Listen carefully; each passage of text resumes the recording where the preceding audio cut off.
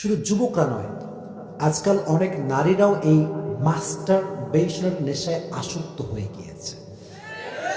News পড়বেন, নিউজে দেখবেন যে নারীরা শুধুমাত্র মাস্টারবেশন নয়, নারীরা আজকাল পর্নোগ্রাফি অর্থাৎ ব্লু ফিল্মেও আসক্ত হয়ে গিয়েছে।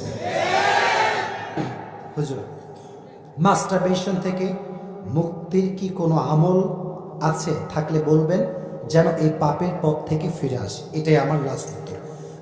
Masturbation, this is like a disease. এটা একটা রোগের মতো হয়ে গিয়েছে। আজকালকার যুবকরা যেমন গাঁজার নেশায় আসক্ত, কিছু যুবক যেমন সিগারেটের নেশায় অ্যাডিক্টেড, কিছু যুবক ঠিক তেমন ভাবে হস্ত মৈথুনের নেশায় আসক্ত।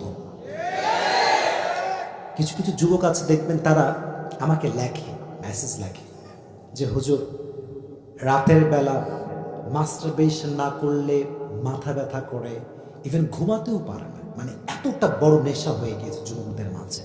ইভেন অনেক যুবক আছে, তারা দেখবেন ওয়াশরুমে যখন তারা যায়, শয়তানের ওয়াসওয়াসায় পড়ে তারা ওয়াশরুমে গিয়ে এই মারাত্মক বড় জঘন্যতম অপরাধ ভুলে হলেও করে ফেলে। আছে না নাই? আচ্ছা, শুধু যুবকরা নয়, আজকাল অনেক নারীরাও এই মাস্টারবেশনের নেশায় আসক্ত হয়ে গিয়েছে। নিউজ পড়বেন, নিউজে দেখবেন যে নারীরা শুধুমাত্র মাস্টারবেশন নয়, নারীরা আজকাল পর্নোগ্রাফি অর্থাৎ ব্লু ফিল্মেও আসক্ত হয়ে গিয়েছে। আল্লাহ মা বোনদেরকেও হেদায়াত দান করো। এবার চিট্ঠানি করে আমিন পড়লেন? সবার জন্য বলতে হবে। আচ্ছা দেখেন, মাস্টারবেশন যুবকরা কেন করে? এক নাম্বার দোষ হচ্ছে এই চোখের। এক নাম্বার চোখটা কোথায়? এক নাম্বার দোষটা কোথায়? এই চোখ বড় মারাত্মক জিনিস। আপনি দেখবেন মাস্টারবেশন যখন যুবকরা করে, সে কিন্তু কাউকে না কাউকে ফিল করেই মাস্টারবেশন করে। বিজ্ঞান তোমরা ভালো করে পড়বা, সায়েন্স ভালো করে পড়বা। এই যে চোখটা আছে না, চোখের যে আকর্ষণ, এটা শুধুমাত্র চোখে নয়, সোজা এখানে এসে আঘাত করে। একজন নারী রাস্তায় হাঁটতেছে, অনেক সুন্দরী, যুবক যখন তার দিকে তাকায়, আপনি দেখবেন বেশিরভাগ যুবক তার চোখ কিন্তু আর নামে না। অ্যাট্রাকশন, এই যে দেখেছে না, তার ছবিটা হৃদয়ে এঁকে ফেলে, হৃদয়ে এঁকে ফেলে তার ছবিটা। নেক্সট টাইম যখন মাস্টারবেশন করে, তখন সে নারীকে ফিল করে করে জঘন্যতম পাপ করেছিল। এখন থেকে না, এটা বুঝতে হবে আপনাকে। অতএব মাস্টারবেশন থেকে যদি আগে বাঁচতে চান, lower your gaze. قل للمؤمنين يغضوا من أبصارهم ويحفظوا فروجهم. You who believed, when you see the غير محرم women, just try to lower your gaze. যখন তুমি গায়রে মাহরাম নারীকে দেখবা, তোমার চোখটা এরকম নয়, এরকম হয়ে যাবে। রাজি আছেন তো ইনশাআল্লাহ?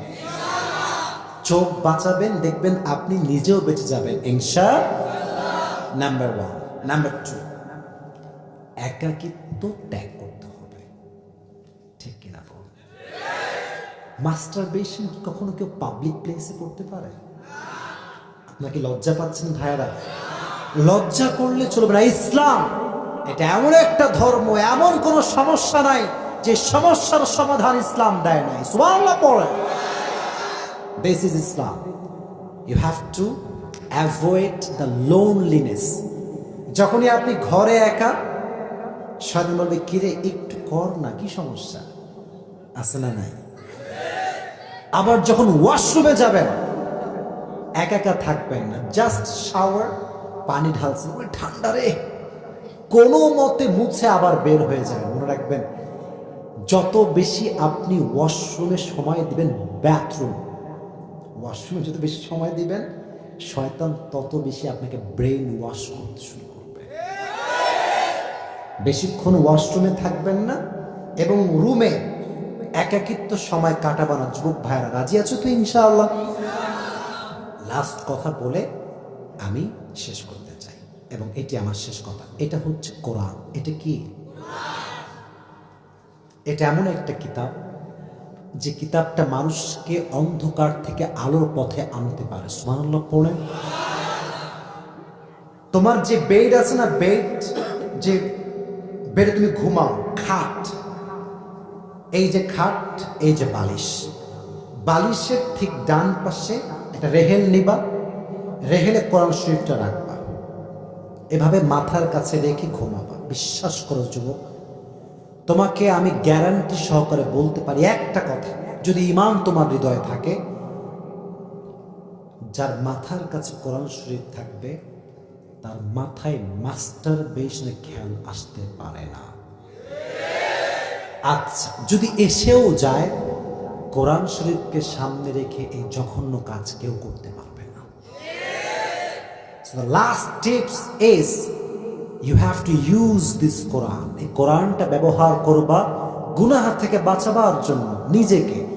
ঠিক ঘুমানোর সময়ে, একাকিত্ব সময়ে কোরআনটা আশেপাশে রাখবা, টেবিলে রাখবা, মাথার কাছে রাখবা, সম্মানের সঙ্গে। দেখবা এই কোরআনটাই তোমাকে বাজে কাজ থেকে বাঁচিয়ে দিবে ইনশাআল্লাহ। এক, চোখ হেফাজত করবেন। 2 নাম্বার, একাকিত্ব ত্যাগ করবেন। 3 নাম্বার, যখনই ঘুমাবেন কোরআনটা কাছে রেখে ঘুমাবেন। রাজি আছেন তো ইনশাআল্লাহ? আল্লাহ সবাইকে কবুল করে নিক। সকলের পর আমিন। আপনারা কি থাকবেন ইনশাআল্লাহ? দোয়াটা শেষ পর্যন্ত থাকবেন তো ইনশাআল্লাহ? মাস্টারবেশন ইজ লাইক এ জিনা।